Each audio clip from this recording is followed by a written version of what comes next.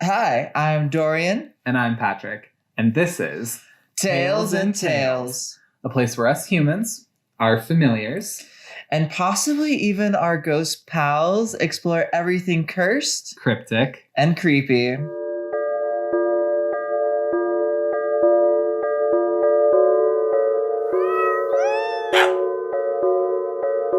today we're going to be getting into Friday the 13th. Woo!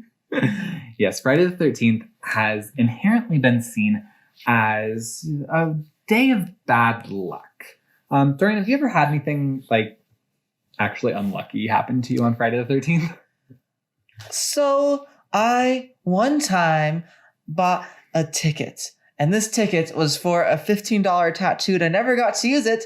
And the reason I never got to use it was because this was in 2020, and that was the same day they announced at my college, my university, that we were no longer attending university and our spring break would be extended, which was good news at the time. It eventually was not good news. It was from the Panini. Okay. Well, that kind of threw a wrench in my plan. I was about to demonstrate that Friday the 13th isn't inherently unlucky for everybody. Many people have never had anything bad happen to them on Friday the 13th, or really can't explain away coincidence. But that's a pretty universal, unlucky happenstance that occurred to many people. Everyone at my university. Everyone in the world. Okay, so my debunking was debunked. It's what I do. So we'll go ahead and get into a little bit of the history of why Friday the 13th is the way that it is.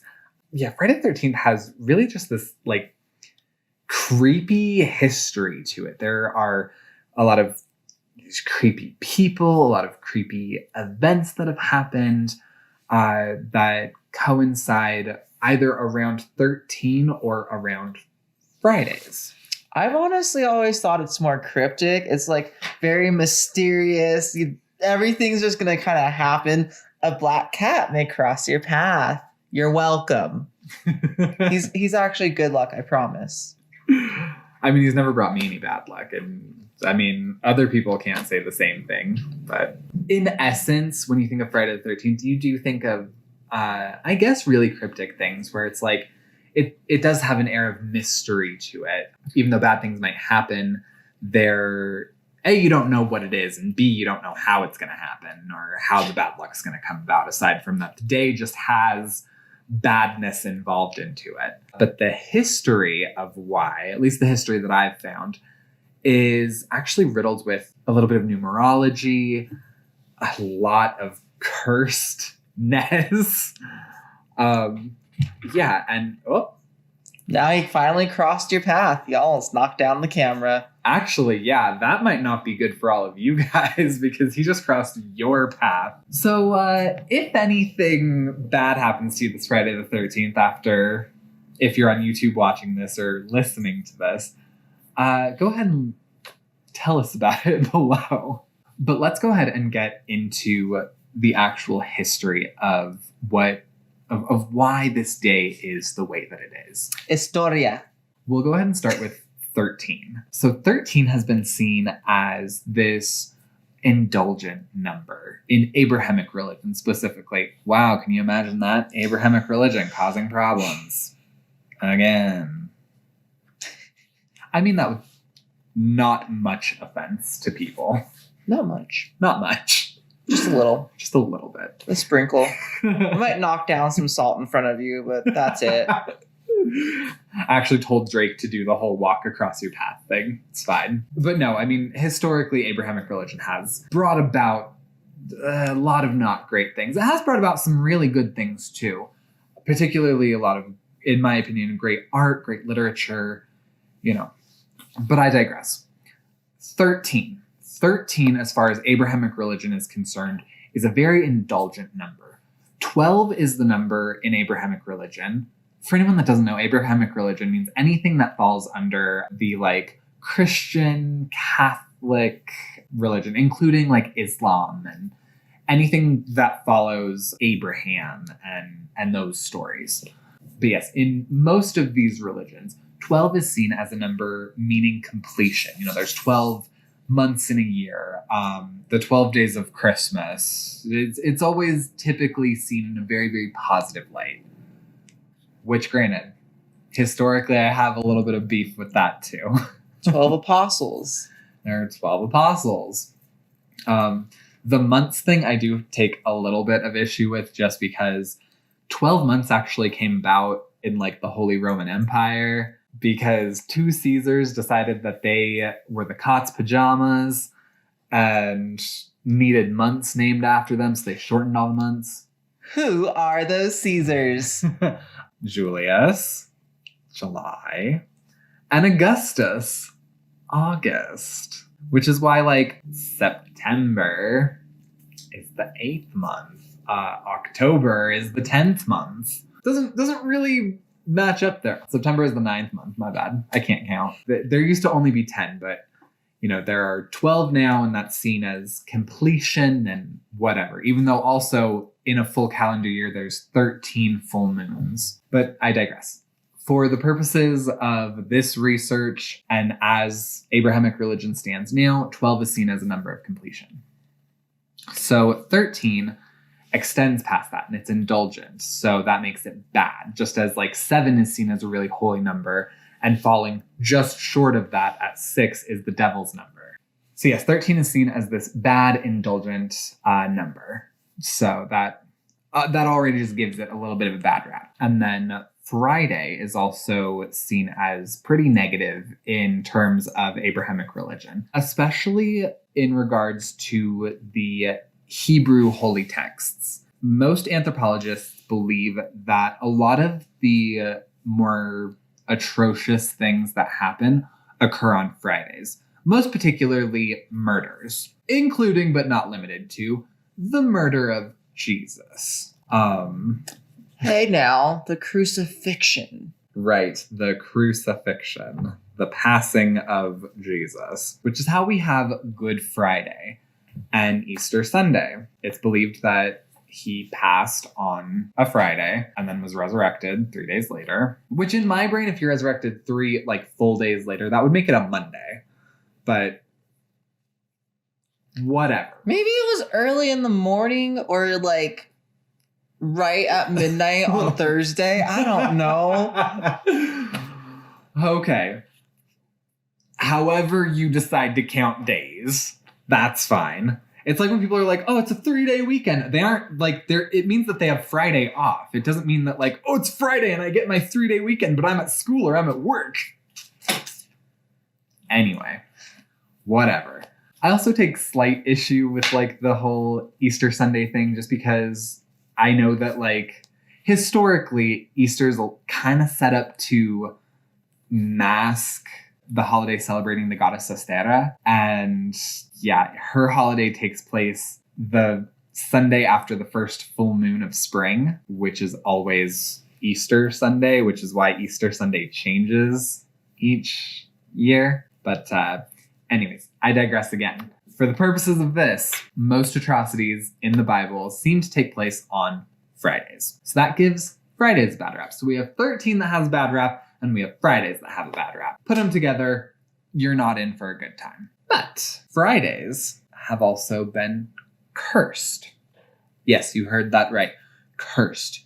As in... Cursed. Cursed. She said occur to Ed.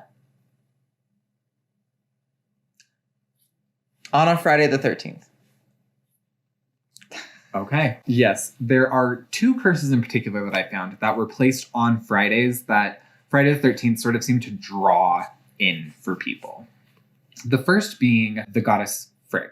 Frigg, some people say it's Frigga, some people, oh my goodness, that is adorable. Ahsoka is playing with our sage. I don't think they can see it, unfortunately. This is so sad. My heart. It is adorable. The goddess Frigg. Friday was named after her. It was her day. This goddess was very well known for helping with childbirth, helping mothers, was highly regarded as this great figure. She also dealt with things like divination and more ethereal gifts. Unfortunately, when a lot of Northern Europe started adopting Abrahamic religion as their dominant religion, these things, especially the fact that a woman was doing these things, divination, any type of etherealism, doesn't bode well for women when they claim to have these gifts, or especially if it's a god. She was deemed a witch. No. Yes, a witch.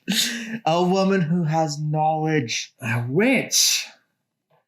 Terrible, terrible thing. People were told that not only was, she a blasphemous false god, but that she was so bad they needed to completely turn away from her. They needed to expel her from their minds.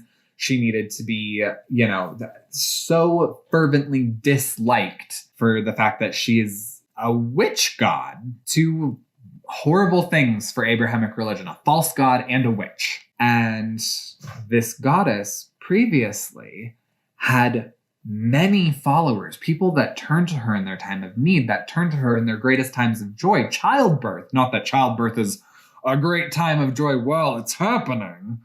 That's why women scream in joy. Exactly. That's exactly it. We're two gay men. What do we know about childbirth? Anyways. Facts. But, she helped mothers. She did all of these great things, and she helped people get in touch with where their future lie, with what was going on in their future, with getting them on a correct path for themselves.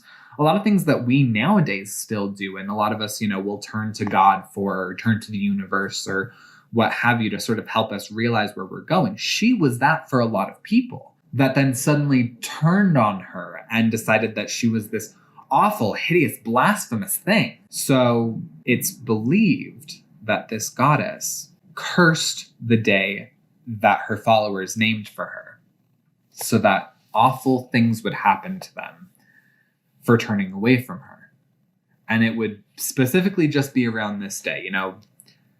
Saturday through Thursday, they were fine. But Friday, she got her fill. That sort of curses Friday for people that believed in old religion. The second curse actually has to do with the game that Dorian plays a lot over on his Twitch channel. So Dorian, what have you been playing recently? Assassin's Creed. That is right. For anybody that doesn't know, Assassin's Creed deals with the storyline involving the Knights Templar. If you don't know who they are, they're pretty much an order that was started by the church to keep peace. Why they were created and the direction that they actually went is a little blurry in my eyes, because I believe they were created to sort of be like a policing force, not to be scary, but to be highly revered. And historically, that took a very different turn. But some good things did come out of the Knights Templar. One of them being modern banking. And I am going somewhere with this. Previously, a lot of banking in Europe was done through the church. Who better to trust with your money and your finances than the person that you trusted with your soul, with your eternal life source. Hey, Susan, I know you haven't been tithing your 10% because we know how much you make. We have your banking notes, and in the church, it says you're making $9 a year, and you're only tithing 8 cents a year. What's up with that? Yeah, definitely didn't cause any problems for anybody ever. But I digress. It's just fun drinking game. As much as I need to digress with a religious topic, take a shot. So, most people had their banking tied to their church. And the Knights Templar realized it's really inconvenient, especially during, this was the days of like traveling merchants. If you had a family member that lived in a different town, like it was not a 30-minute car ride trying to play I Spy. It was like a 3-day trek if they weren't literally like your neighbor. My great aunt, who was my grandma's sister, she had to take a horse and buggy to another city, and it took her 3 days, and now it takes us an hour to get there. Just to put that into perspective. It's crazy. It's insane. Yes. So when that was a little bit more common, getting money and really planning your budget was very, very important and very difficult to do. So the Knights Templar, realizing this, said, hey, let's make a way that everybody can access their money whenever they want, essentially, as long as they're going to a church bank. And so they devised this way that, you're in Jerusalem and you deposit $3 or whatever their currency was.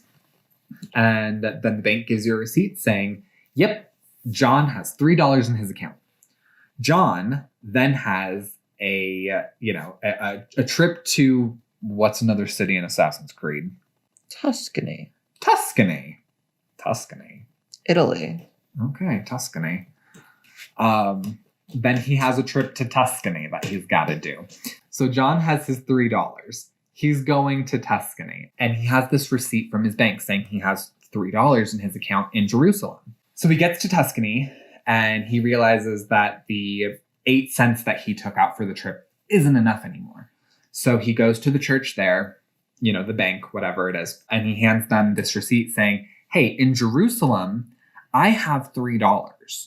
So Tuscany says, okay, that means in Tuscany, you have $3. How much would you like? I'd like 4 cents. Here's 4 cents. So you now have $2.96. Wow, brain. Math. Math and Friday the 13th. 13 is just a cursed number. You can't divide it by 2. That's why no one likes it. Actually, that's pretty fair. A lot of people in second grade didn't like 13 for that reason. It's not, isn't it? It's not divisible by anything. No, it is a square number. So yeah, 13. It's not divisible. 13 is a square number. Or wait, no, square numbers are things only divisible by them. Yeah, only divisible by themselves. We're getting off topic. It's a prime number. Prime number, that's it. Not a square number, a prime number. Anyways, so, you have 294 or 296 here in Tuscany. And when you get back to Jerusalem, you'll only have 296 there. And that pretty much spawned modern banking, where I could go to my bank here, and then I could take a trip to Kentucky, and my bank there will reflect that I have the same amount of money. I don't not have money in Kentucky because all of my money is in New Mexico. So really great invention there. And I promise that this does have a point. So in this new transaction process, the Knights Templar essentially realized hey, there's some pretty good money to be had here. And so they didn't find it necessary because, the Knights Templar was created by the church, but was not the church. They were kind of their own separate entity, a state within a state kind of thing. They discovered that, they didn't need to tell the church everything. So I wish that I could tell you that my research spelled out for me exactly how this process netted them money, exactly what it did, what they cut the church out of.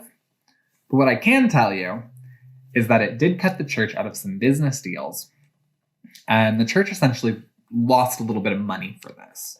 So, the church isn't super fond when their coin purse is lighter than it should be. So some of the higher ups in the Knights Templar who were in charge of this new checking system were brought in for questioning. And questioning around this time meant torture. Casual. Just casual. Hey, we're going to bring in for some questioning. Do you mind if we stick some reeds underneath your nails while we do it? Whatever. So they were tortured until they confessed to some egregious sins for the time. Ones that I believe that they had to confess to were theft from the church, not theft of the people that they did business with. That was never brought up. As far as they were concerned, every business deal that happened with the Knights Templar and with the church were on the up and up and were totally fine. They didn't want any of that name disgraced. But these specific men stole from the church. They had to confess to, I believe, blasphemy. They had to confess to, hi buddy. They had to confess to one of the weird ones, sodomy. Don't know how that has to do with money and banking, but it did. And, after a period of time, eventually all of them broke and they confessed to everything that they were accused of. And then they were brought in front of the papal court. And for those that don't know, anything that has to do with papal means that it was done in front of the Pope. With some paper. So all of these men were taken to this papal court in front of the Pope and in front of this piece of paper. And they essentially all recanted their statements. They said, we were coerced into giving these confessions in front of you and God. We are innocent. We demand that we have a righteous trial, that we are tried justly for this, and that God... I was on a roll there for a minute, and then Merlin tapped the mic. We demand that we be judged in front of God, and that he find us guilty or innocent. To which the Pope said, sure. And then they had a farce of a court hearing, of a trial. Many men, attorneys, came forth and said, you know what? We believe in what the Knights Templar is doing. They are messengers for God. They are harbingers for God. We believe that they're innocent. We don't think that they did anything wrong. Legally, we know that they didn't do anything wrong. And they were offering their services to these men for free. To which the church said, okay, that's fine. But remember what we did to them? And then many of the attorneys backed out. So essentially all of these men from the Knights Templar were trying to defend themselves in front of a court that had already found them guilty once. And quickly after, they were found guilty again in front of God and had to receive various sentences. Off with their head. Actually, kind of. A lot of them were, met their end by this verdict. One of which, I wish I could remember his name. For anybody watching this on YouTube, we will put his name on the screen. That way you can actually look up his specific story if you so choose. But one of the Knights Templar that was higher up that had to deal with, this new checking system, he was sentenced to die by burning. And so he was put on a pyre in front of everybody. And before he burned, he decreed that anybody involved with this sham of a trial would follow him to the grave within the next year. And before the year was up, everybody that sat on that trial died. Thus leading people to believe that the day that he was burned, which was a Friday, was cursed. Cursed Fridays. Cursed Fridays. They're supposed to be so good. That's usually typically the day that everybody gets off of work. But it's also the day that a lot of people indulge in a lot of debauchery. They go out Friday night, they have fun, they recover on it from Saturday, and then by Sunday they're all good and going to church and whatever again. So, it's Friday is also a very indulgent day, just like the number 13. Those confessionals are very full after Friday. They're very full on that Sunday, yeah. So that, to the best of my knowledge, was what I could find regarding the history of Friday the 13th. There were a few interesting and, as I said before, creepy instances of bad things happening on Friday the 13th. I'm actually going to pull them up on my phone right now because that's where I have my notes. And I know that I won't be able to recall all of these dates just by memory. So if in the video I'm looking down, that's what I'm looking at. Although if you're listening to this on Spotify, you wouldn't have known the difference if I hadn't told you, would you? Would you? You're actually probably mostly hearing Merlin's caller. So yes, and I do want to throw out there that obviously this list does involve people that have met an end. It involves, boats sinking and places having bad things happen to them. And of course, those things do just happen. They happen on any day of the week. They happen regularly, unfortunately. But, these are just some big ones that happen to coincide with the Friday the 13th. Was Friday the 13th the cause? I can't say. That's for anyone to speculate. But let's go ahead and get into this list. So first, on Friday, July 13th in 1821, Nathan Bedford Forrest was born. Now, if you don't recognize that name, because I can't imagine a lot of people are, which if you do recognize that name and you're not some kind of historian, I really have to question your interests. Nathan Forrest was the first Grand Wizard of the KKK. Now, I'm going to also throw this out there. If you don't know the hierarchy, and I know that I just made fun of people that, have this interest. Not that I had this interest, I found it out through happenstance, but if you don't know the hierarchy system of the KKK, look it up at your own discretion. For a group that's so hateful and so atrocious in just what they do and what they believe and historically what they have done, reading about them is like reading a fantasy land. Their highest ranking member is called the Grand Wizard. They should just call him Gandalf. Do not associate that wonderful name with this awful group. Where do you think she got the inspiration from? Are you talking about Dumbledore? I don't know what I'm talking about. I wasn't allowed to watch these things as a child. I don't know what I'm talking about. Oh my goodness. And then in 1940, on Friday, September 13th, Buckingham Palace was actually bombed in World War II. Once again, was that because of Friday the 13th? Or did someone just decide, hey, this is a good day, we got this plane free? Let's go. Ask the Queen. You know what? Next time I go to tea with her, I will.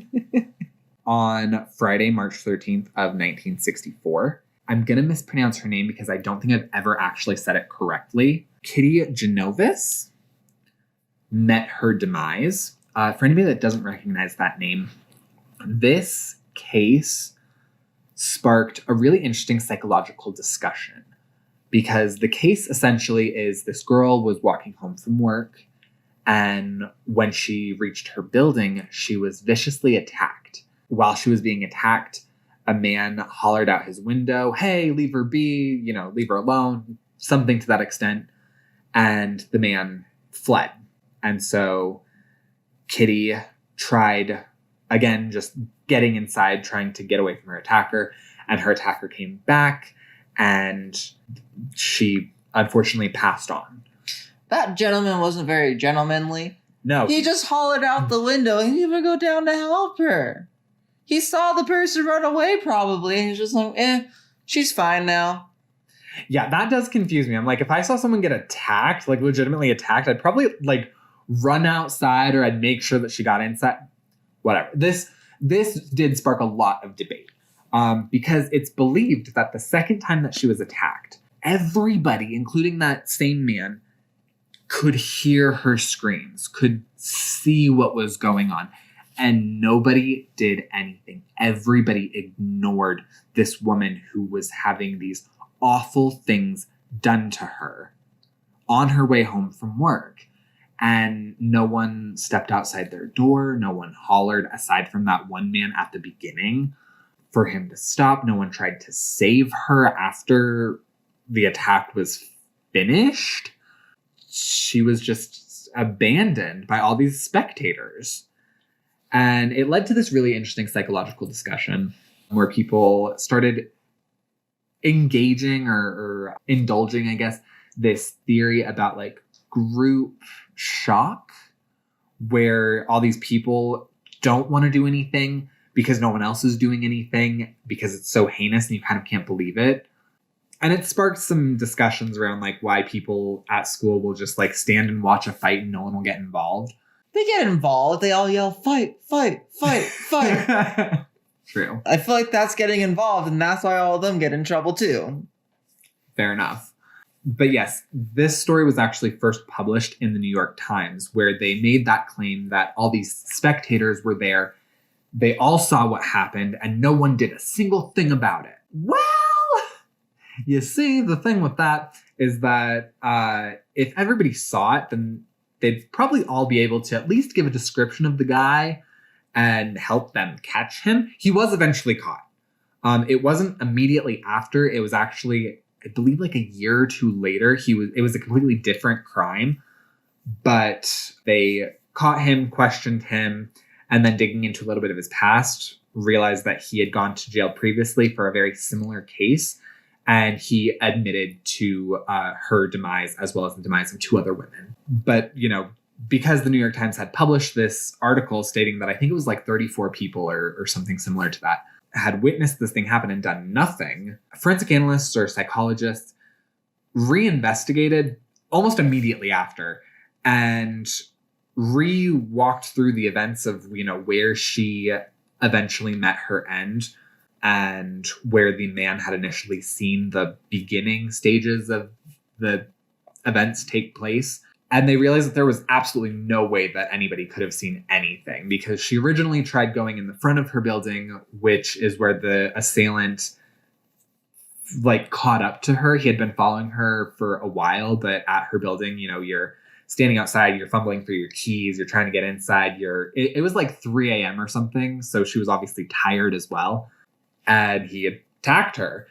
And the attack included wounding her pretty severely with the sharp object. And, the man hollered outside, "Hey, leave her be," whatever, and he ran away. So she thought her better bet to get in would be going around the back. I don't know if they normally kept that door unlocked or why she thought that was a better idea than out front where someone obviously could see her. But yes, she started going around the back of the building, and that was where she got her fatal wounds. And from there, considering the time of night, the lighting that the street offered and that the building offered, there was almost no way that anybody had seen anything that could have gone down. There, of course, could have been a chance that someone heard her, but that's all up to speculation. Far cry different than what the New York Times had originally posted.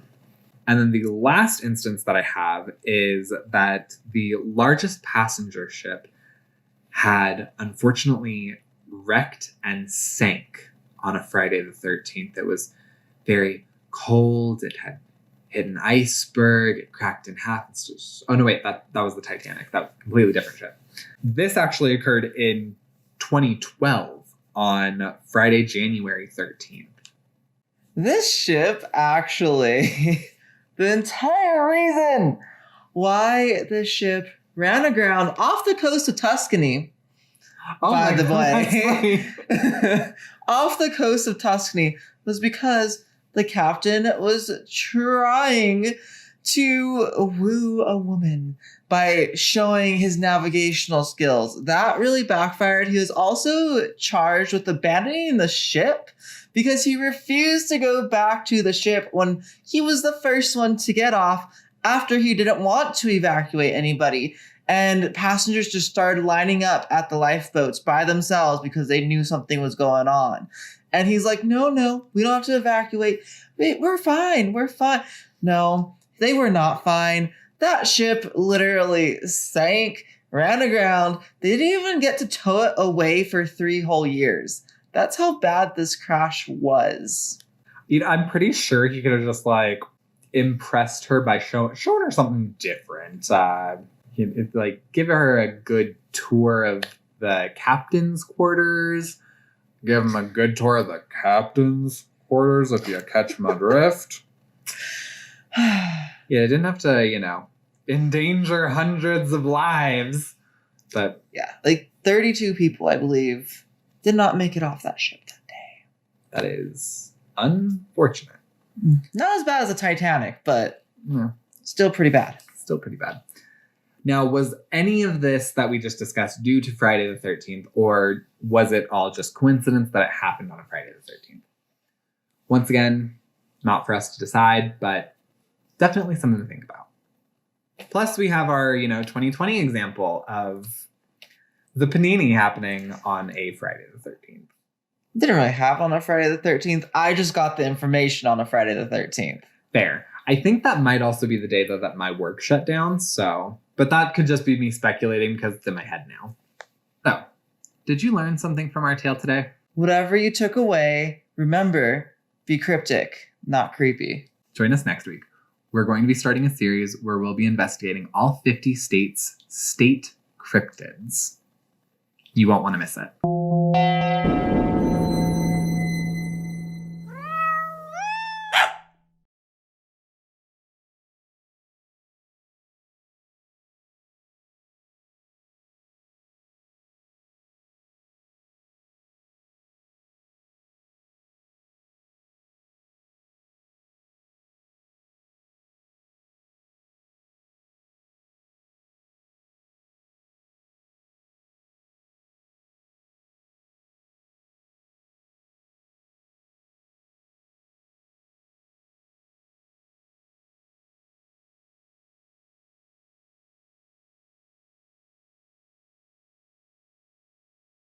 And John has his $3 in his account. He's going to Tuscany.